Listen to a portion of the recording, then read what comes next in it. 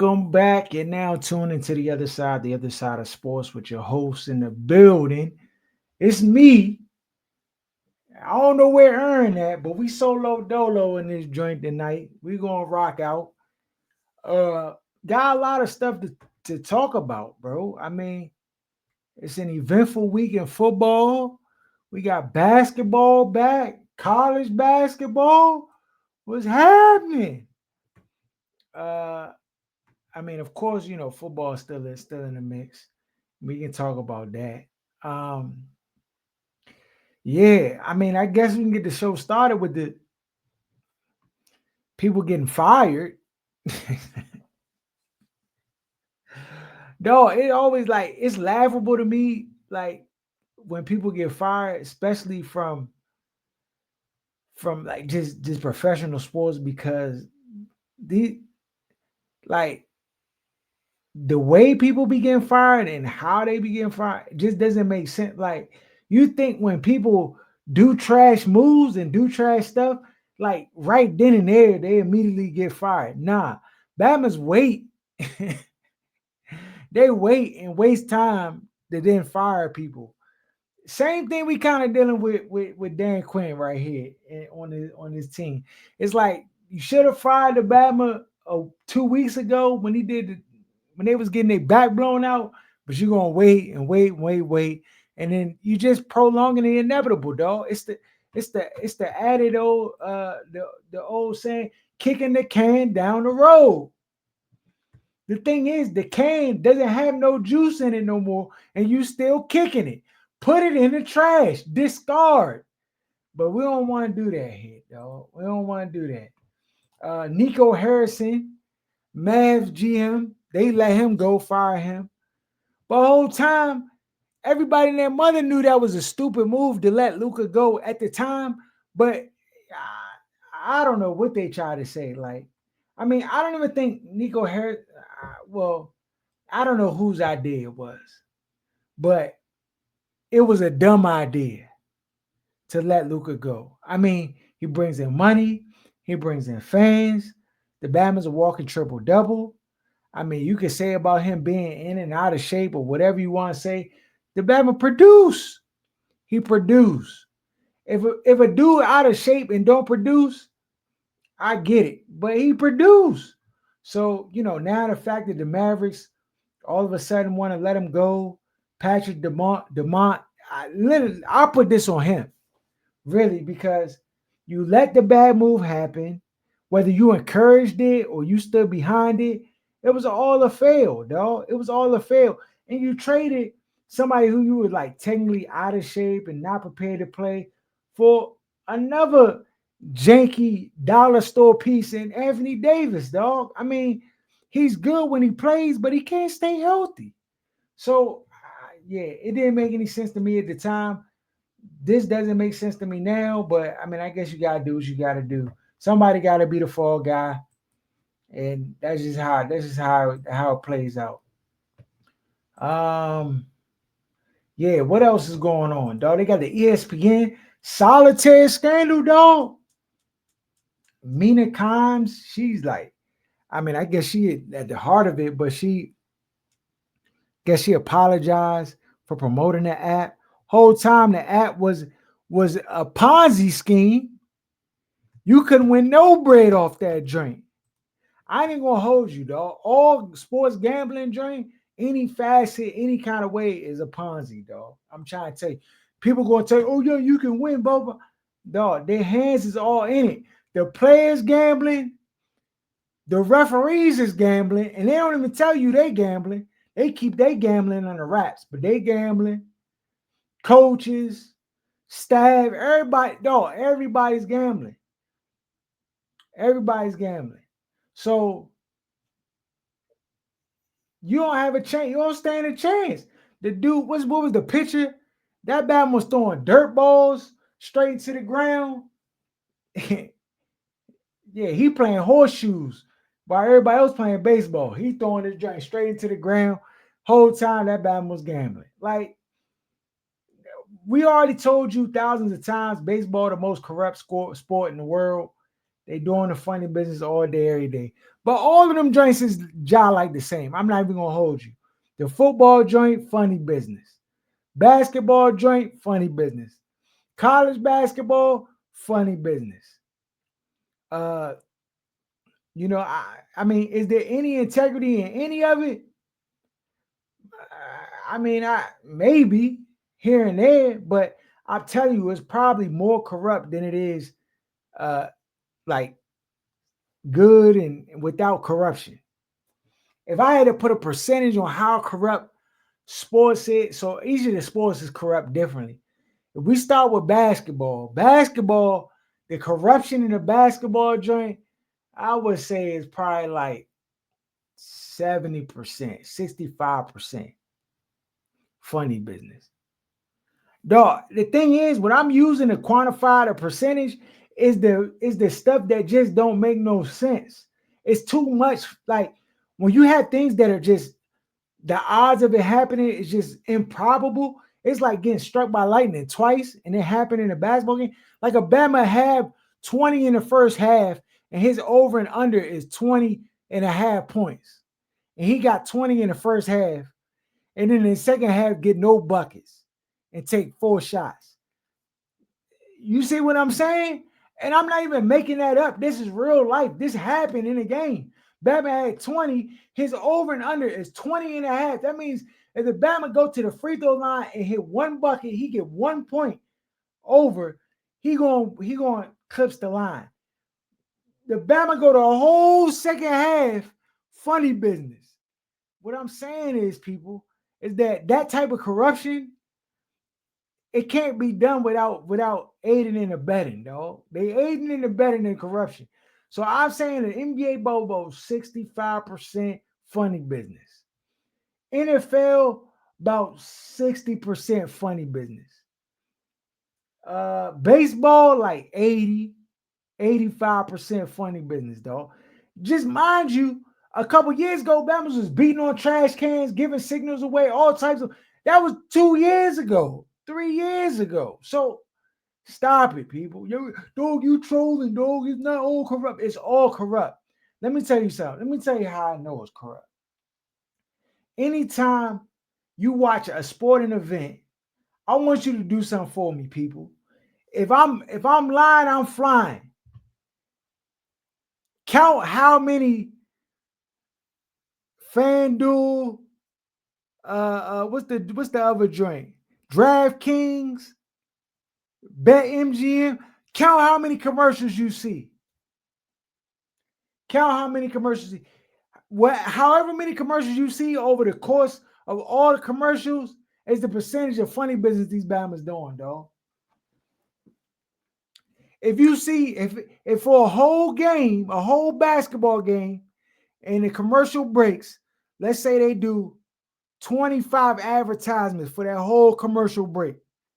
The whole commercial break, I'm talking about all of them combined, each commercial break combined. You add up all the commercial breaks and then count how many BetMGM, FanDuel, DraftKings joints you see in the whole commercial like box, right? Do that divided by all the commercials. So if 25 commercials and you see 16 BetMGM, FanDuel commercials mixed in that joint, whatever percentage that is, that's how much corruption it is for the sport. That flat like that, dog. I didn't came up with a new algorithm, dog. I'm trying to tell you, it's corrupt like that. Watch a baseball game, watch a football game, any of the games, however many commercials you see for the bet joint, that's the percentage of funny business is going on in the joint. I'm talking about the national broadcast joint, not the little backdoor, not NFL red zone. No. I'm talking about the regular broadcast joint, TNT broadcast, whatever. However, if it's 50 commercials throughout the whole block and 35 of them joints is bet commercials, you do the math. You do the math, people. Straight like that. Okay. Scandal joint, all the solitaire, all them Bama's guilty. Dan Orlovsky, Laura Ruffledge, Kendrick Perkins, Michelle B. Anybody who promoted the joint, guilty. Bama's just getting checks. Mina Khan talking about she ain't getting no bread. Stop it, people. Stop it. If I text them Bama's right now and be like, hey, can you advertise OSS 980 and like, you know what I'm saying, just do an advertisement for it, what they gonna do? What you think they gonna tell me? What you think they gonna tell me? Use your brains, people.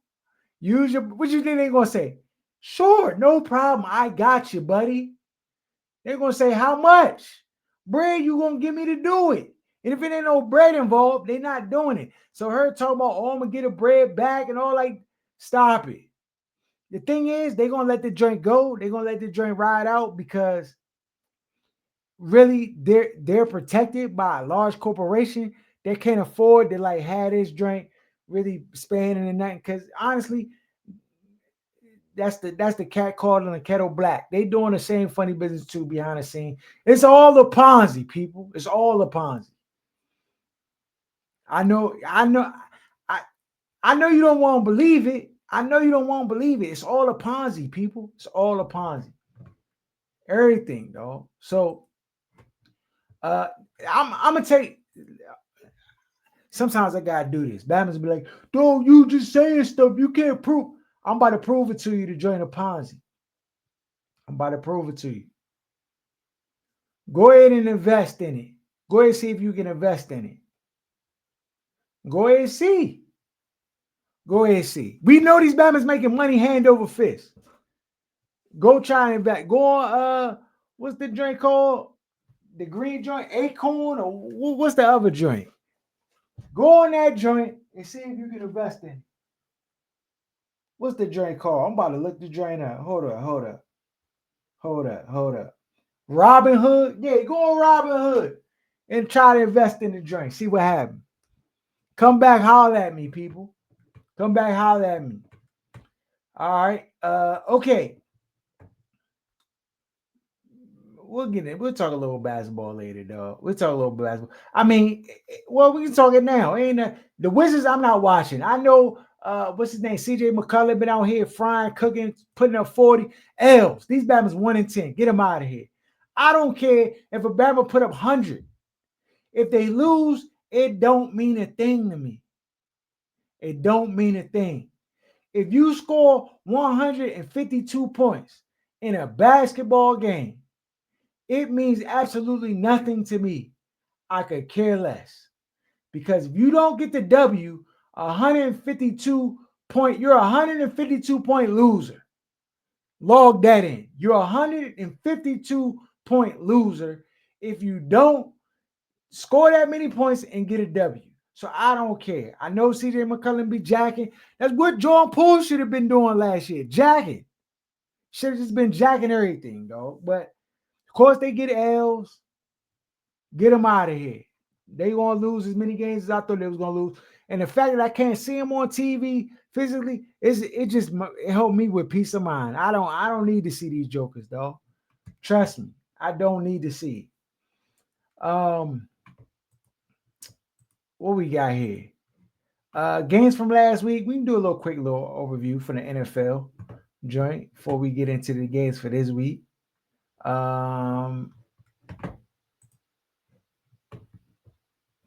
Okay.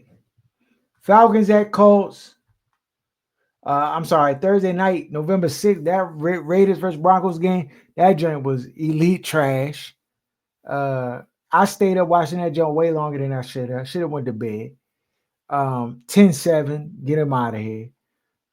Raiders trash, Broncos is fairly solid. Falcons, Colts, that was the game in Germany or something like that, I think. Falcons played the Colts tough, as I thought it would be, but Jonathan Taylor just went ham. He had 3 touchdowns in that joint. That was, Rap City in the basement. Saints, Panthers. Saints shocked the world, I think, being the Panthers. But Panthers not that good either, though. They 5-5. That's about what kind of team they are. 50%. Saints got their second win of the season. Giants and Bears. Giants lost to the Bears. Bears beat them like basically in the last drive rally by Caleb Williams. And Caleb's starting to look all right. He's starting to look pretty solid. Will he be able to sustain it? But the Bears is at 6-3, so I mean that's notable. Giants fired their head coach and Dayball, and I mean, Joe Sheen, he the Batman shit really responsible for all the fugazi funny business.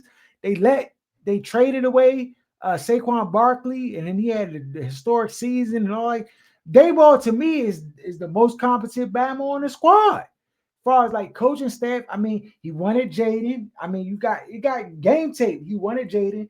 He knows how to coach offense. I mean, you get rid of his best weapon in Saquon. Uh, he drafted Jackson Dart, who looks like he's solid and can play. Um, I feel like he's responsible for his early insertion into the games and being integrated into the offense. I think that's on Dayball, and to let him go now, you're gonna put Kafka back there and let him run into. I don't know. Maybe I mean 2-8. Maybe this Joe Shine. Like I gotta protect myself, so I gotta cut him or whatever. But they both should have been gone and out of here. I mean, him making the cut this early in the season maybe gets him spared. But if the owner of the Giants, I mean, come on, bro. You can see where the problem is. This Batman doesn't know how to evaluate talent. He doesn't. I mean, the offensive pieces that they picked up, the running back, and then Jackson Dart. To me, I attribute that to Dayball. So, I mean, yeah, it's one of those joints. Somebody got to be the scapegoat. So I guess it just had to be a Dayball in this situation. Jaguars, the loss to the Texans. I mean, Davis Mills was looking like Steve Young out that joint, dog, with the comeback. So Jaguars got some soul searching to do. They lost Travis Hunter for the year. I'm like, the Batman got hurt in practice, and then I'm like, okay, he's gonna be out because of course we play fantasy, so I'm looking at the joint. Then I'm like, okay, he's not gonna play this week, and it was really abrupt when he was deemed out the last game, and now all of a sudden the Batman had surgery behind the scenes, and it is torn ACL or something like that. So I'm like, I mean, condolences to the boy for having to navigate this and deal with the injury, but still, like the way they was communicating the joint, that I ain't like how they did that, Jags. Bills lost to the Dolphins. Dolphins shocked the world with that one, though. I mean, I think everybody, and that's the kind of funny business I'm talking about. Because the Dolphins are gonna come out here and they're gonna lose to the command. They're gonna lose to the Commanders, and everybody gonna be like, "How do you beat the Bills and then lose the Command?" Dog, it's the fix is in. Trust me on this one. Trust me. Commanders gonna win this joint. Commanders gonna win. Ravens at Vikings. Ravens beat the Vikings 27-19. Ravens look like they trying to turn their season around. Their division is trash, so they definitely got as good a chance as anybody in that division to win. So Ravens look like they starting to come into form. Browns at Jets. So I'm gonna start right here. Browns need to fire. See, this is what I'm talking about. I said it earlier in the show that like you cannot. These coaches that need to be getting fired, they keeping them around. They kicking the can down. Why are they kicking the can, though? You need a new coach. The Browns need a new coach, potentially a new GM. The writing's on the wall. This is just so. Let me just say this. I know people will be like, "Yo, but you're only saying that because you're a Shador fan and stuff like that." Like, come on, man. Let's just be honest. Let's be honest. Okay.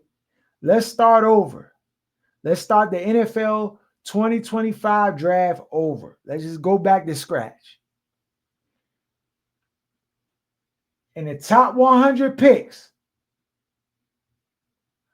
if you go back and do it all over again, is Dylan Gabriel being picked top 100?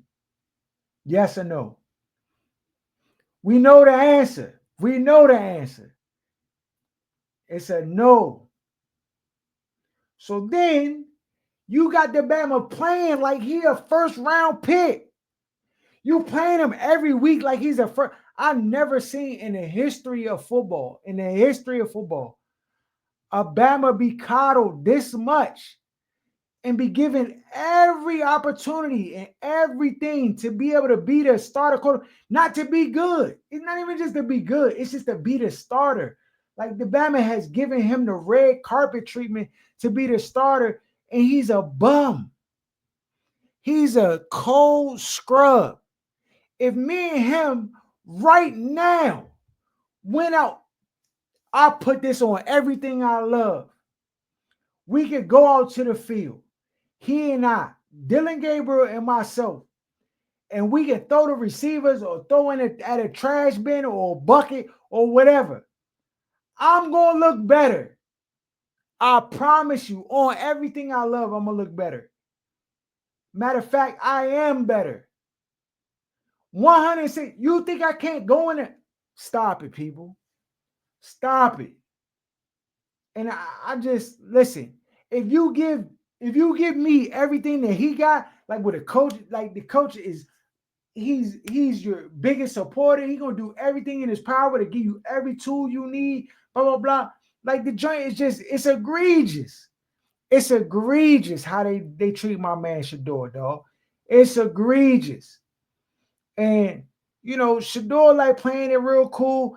Dog, I don't believe, first of all, they're lying. If they say this Bama is a supercomputer, this Bama is Windows 96, dog. He's not no supercomputer. That's all lies. It's a lie. And then the reporters, the people like, well, we don't know. We don't know. I know. I don't need nobody to tell me what I can see with my eyes. We don't know. Dylan Gabriel, he's getting good. They're saying that Shador is not ready and stuff like that. No, I don't believe none of it. You know why I don't believe? So this is the thing. This is the difference between white media, predominantly white media, and then like black media. Because people on the white media side, they will make up stuff and say stuff and give people the benefit of the doubt just on the fact that it's their people. If Shador hasn't even got an opportunity, they trying to tell me that this Bama is not ready. He's still not ready, blah blah blah. Is Dylan Gabriel ready? Is he ready, people? Do you think he's ready? Because if you're telling me somebody's not ready, and then you're telling me this guy is ready, and he don't look ready, he look outmatched. He don't look like an NFL QB. So something's not right, people. Something's not right. And everybody on that side, they trying to figure it out. Oh, well, maybe this, maybe that, maybe. No, dog. We know the writing on the wall. I said it 3 weeks ago. Stefanski has drawing his line in the sand. He does not mess with Shador at all. It's nothing you can say or do. And I wouldn't be surprised if that Bama came out and said to people in the organization that have probably been put pressure, because trust me, there's pressure. He's probably just said, this, I don't care what y'all say or what y'all do, I'm not playing Shador. And he's probably just like, I'm not gonna play Shador. So I'm gonna help y'all be easy. Until Stefanski is fired, you will not see Shador. What you will see is you're gonna see Deshaun Watson before you see Shador Sanders. You heard it here first. Go ahead, just get your mind right, people.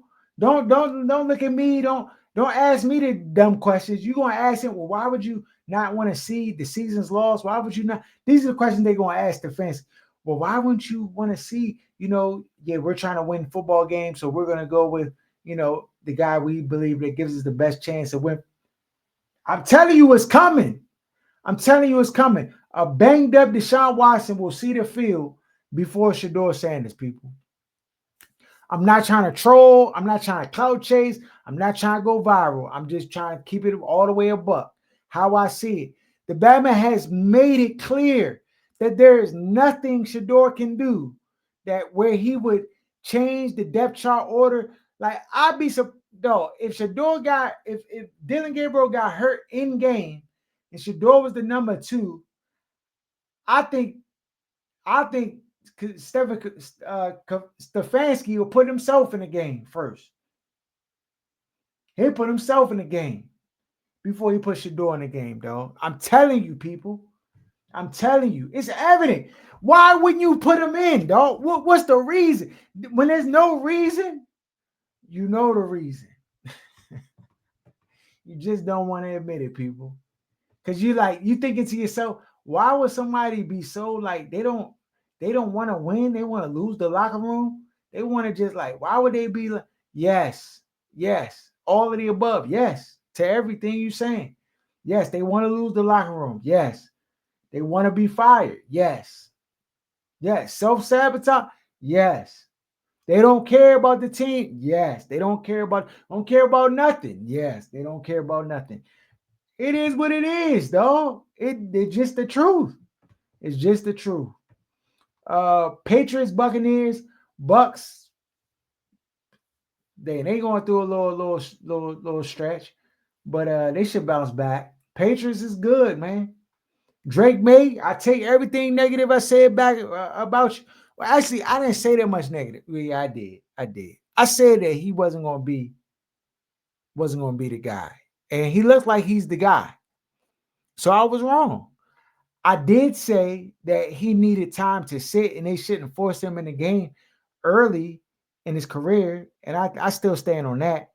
Um, you know, I commend the Patriots and Vrabel for like,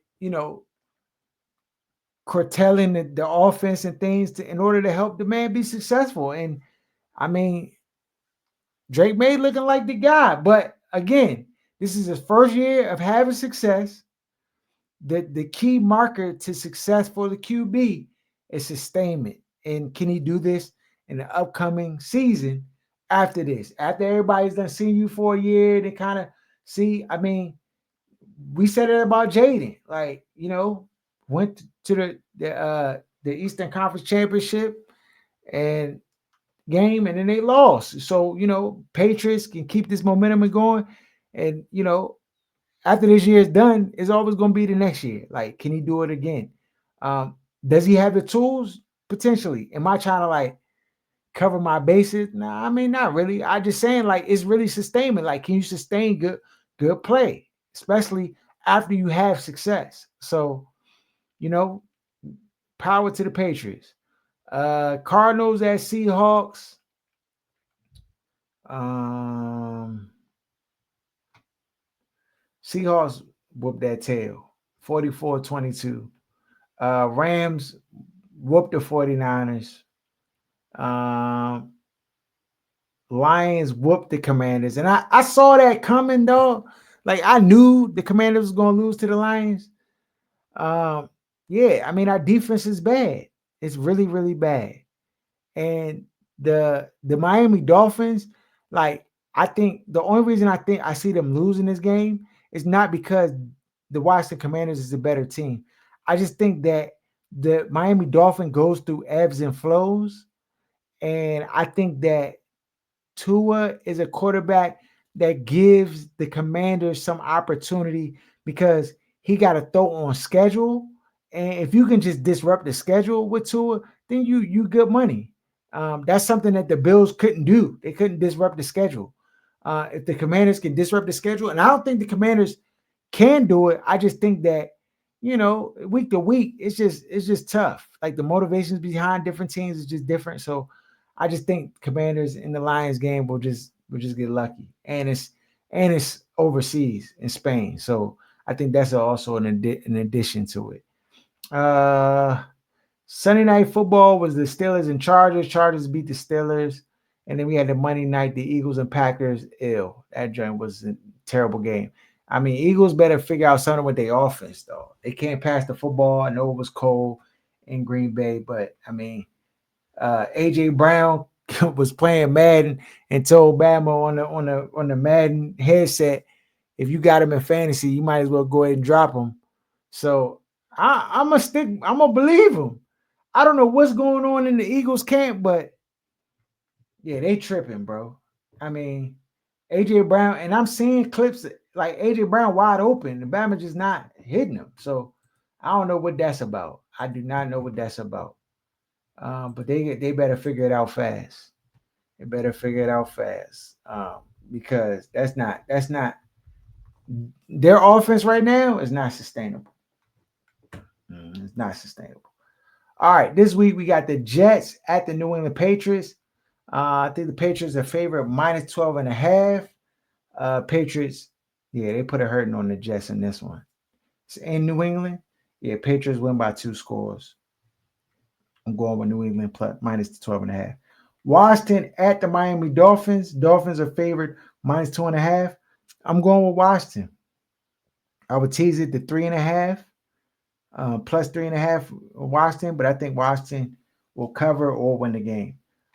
Chargers at Jacksonville. Chargers are favorite minus 3 at Jacksonville. Jacksonville down receivers. Brian Thomas Jr. was out last week. Will he return? I don't know. Jacksonville's kind of going through a downslide. But the Chargers, they can be sometimey too. Like they can be finicky. Jaguars, I think they'll play them tough. I got the Jags to cover plus the 3. It's in Jacksonville, so I got Jacksonville plus the 3. Tampa Bay at Buffalo. Buffalo's favorite minus 5.5 in Buffalo. I like Tampa Bay to cover. I like Tampa Bay to cover the 5.5. Chicago Bears at the Minnesota Vikings. Vikings are favorite minus 3. I like the Minnesota Vikings to win. Will they cover the 3? I don't know. I like 2.5 more than 3 because I think the game ends on that 3 number, but I like Minnesota. Green Bay Packers at the New York Giants. Jameis Winston will be the quarterback for the Giants. This game, I think Jackson Dart was out with a concussion. I like. This is a tough one. I like the Giants though to be competitive in this game. I like the Giants to be competitive. I think they cover the 7 points. Houston Texans at the Tennessee Titans. Texans are favorite minus 6.5 in Tennessee. Tennessee coming off the bye. I don't know about this one. I think I'm gonna go with Tennessee. I'm gonna go with Tennessee to cover. Carolina Panthers at the Atlanta Falcons. Falcons are favorite minus 3.5. I like the Falcons minus the 3.5. Cincinnati Bengals at the Pittsburgh Steelers. Pittsburgh's favorite minus 5.5. I think Flacco is questionable. They coming off a bye. I don't know how you questionable coming off a bye, but I mean, we'll see. I like the Steelers to win the game. I don't know about 5.5 points, but I like Steelers to win. San Francisco at the Arizona Cardinals. San Fran is favorite minus 3 against the Cardinals. I like San Fran minus the 3. Seattle Seahawks at the LA Rams. Rams are favorite minus 3. I think Seattle covers that 3, and I like Seattle plus 3. Kansas City Chiefs at the Kansas City Chiefs at the Denver Broncos. Kansas City Chiefs are favorite minus 3.5 in Denver. I'm going with Denver to cover the 3.5. Baltimore Ravens at the Cleveland Browns. Ravens are favorite minus 7.5. I'm going with the Ravens minus 10.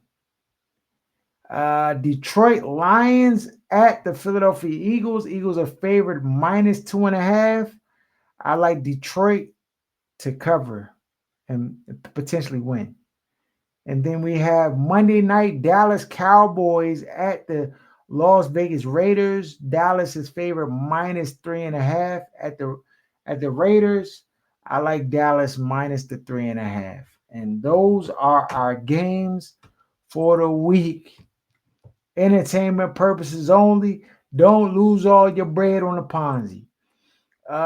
Basketball, LeBron, I guess, is getting healthy and is about to come back. Some people saying he probably should come off the bench. Others are saying you can't do that to LeBron. I mean, we know LeBron's not going to come off the bench. But the Lakers have looked good as of late. The Luka effect. So I mean, what do you do with LeBron? I mean, you put him in. Honestly, I think this is what you need to do with LeBron. You need to talk to LeBron. You need to move LeBron to the three. Make him the three, meaning he doesn't touch the ball until he's given the ball. Let Luca, let the other white boy who be cooking, let them be the main playmakers, and he be the compliment guy. Do some dirty work. I mean, I know you don't want to jump no more, but like really, you need to just be efficient. Just be LeBron at the three spot, meaning you're not like really bringing the ball up the court. You're not having the ball in your hand every possession. When you do get the ball, you'd be effective with it, but it doesn't have to go through you. And that's the key to this thing working. The ball should always be either in Luca's hands or the guard. I can't think of his name right now. Let me see here. Austin Reeves. You put the ball in Austin Reeves and let Luca be the point or Austin Reeves. Offense funnels through them. When they, you know what I'm saying, you hit the glass tough, you pick them up. When they do hit you, you can shoot. You're not allowed to shoot, but you just not like that's not your primary role is to shoot and score and being like dominate the ball. That's dead. That's dead. If you go back to that, they're gonna start losing. They're gonna start losing because the other guys, they found success. And when you got a team that has success, you just want to fit in where you just get in where you can fit in. Straight like that. So we're gonna see. We're gonna see what happens with that. Um, yeah, I think that's all we got. I mean, the Joe Witt joint with the Commanders. I think they switch, switch play calling duties over to Dan Quinn. We told you this was going to happen last week. We said that for the games they were playing tough opponents, that they was going to leave Joe Witt as the coordinator, and then when they passed the storm, then they was going to go to Dan Quinn. He was going to call the plays, and so this is self-preservation right here at its finest because they're going to look better versus the Miami Dolphins. They're going to look better. I promise you, they're going to look better versus the Miami Dolphins. And they're gonna be like, "Oh, we need to let Joe Witt go because he was the problem." Joe Witt's not the problem, people. And I'm just keeping it 100. He's not the problem. It's just gonna look like he's the problem, which is problematic. But when everybody's trying to spare themselves criticism, it's gonna be easy to blame. Now, I mean, I know Dan Quinn not gonna outwardly like blame him, but if the pressure mounts enough, then he'll be forced to let Joe Witt go. I mean, we can anticipate that. He'll do his best to keep him on at least for the rest of the season, but at the end of the season, they're gonna part ways with Joe Witt. I mean, and partially because of this game, because the defense is gonna look better, even though it's not better, it's gonna look better. So yeah, that's the politics of football, people. So we know what it is. Nothing surprises over here. Yeah, so yeah, that's our games. Follow us at OSS 980 at Other Side of Sports. It's your host, Law, signing out. Peace.